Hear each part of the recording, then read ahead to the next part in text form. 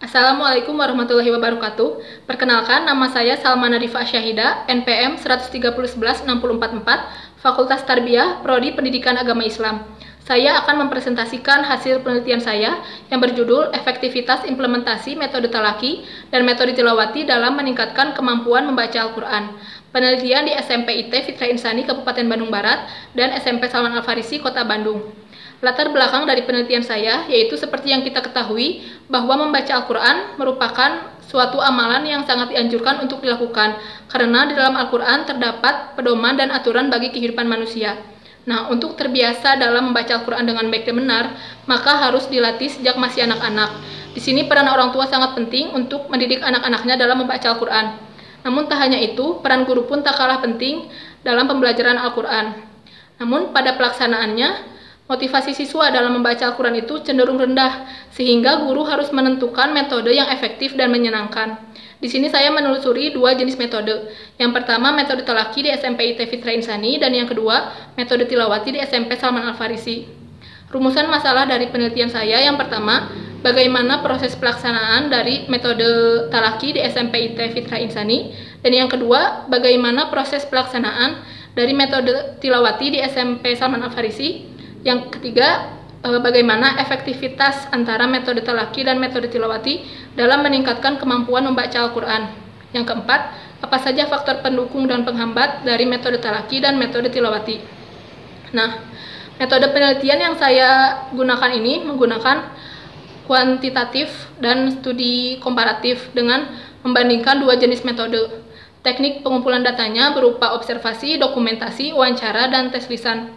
Adapun teknik analisis datanya menggunakan rumus t-test pada aplikasi SPSS.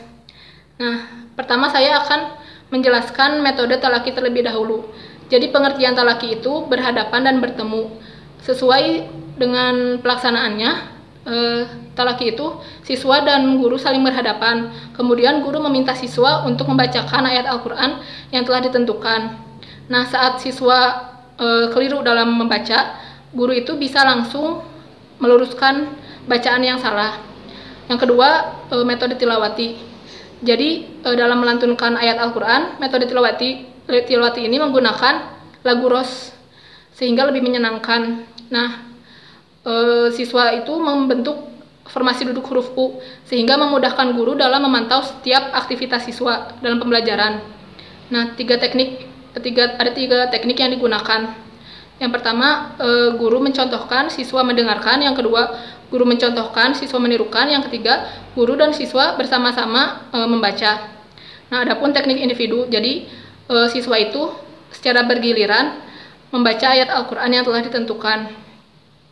Nah, dari hasil penelitian saya dan setelah diolah menggunakan aplikasi SPSS, presentasi nilai tes lisan dari siswa yang menggunakan talaki itu 31%, rentang nilainya 87 sampai 88 dalam kategori baik.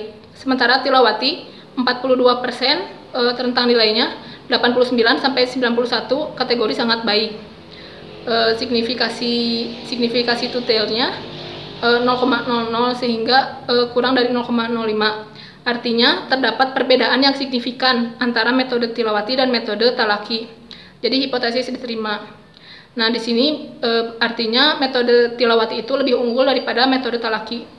Faktor pendukung dan penghambatnya, tilawati itu menggunakan alat peraga, sementara talaki itu hanya bersifat kondisional.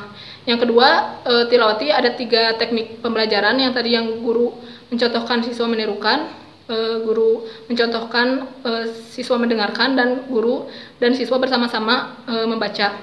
Kalau talaki itu cenderung hanya satu teknik, siswa membacakan dan dicontohkannya itu jika hanya terjadi kekeliruan. Lalu buku siswa dalam tilawati itu lebih lengkap daripada talaki. Ada 5 jilid di tilawati, sementara talaki itu hanya 3. Lalu formasi duduk dari tilawati itu membentuk huruf U, sehingga memudahkan guru untuk memantau setiap aktivitas siswa dalam pembelajaran. Sementara talaki kan berhadapan, jadi siswa yang lain lolos dari pantauan guru. Lalu yang terakhir, aspek yang dipelajari tilawati itu lebih lengkap. Ada fasohah, tajwid, gorib, lalu ada lagu ros juga, sehingga pelajaran lebih menyenangkan. Sementara talaki itu cenderung tidak memiliki irama khusus dalam pembelajarannya. Kesimpulannya, metode tilawati lebih unggul lebih efektif dalam meningkatkan kemampuan membaca Al-Quran. Sekian presentasi yang bisa saya sampaikan. Mohon maaf bila ada kesalahan. Terima kasih. Wassalamualaikum warahmatullahi wabarakatuh.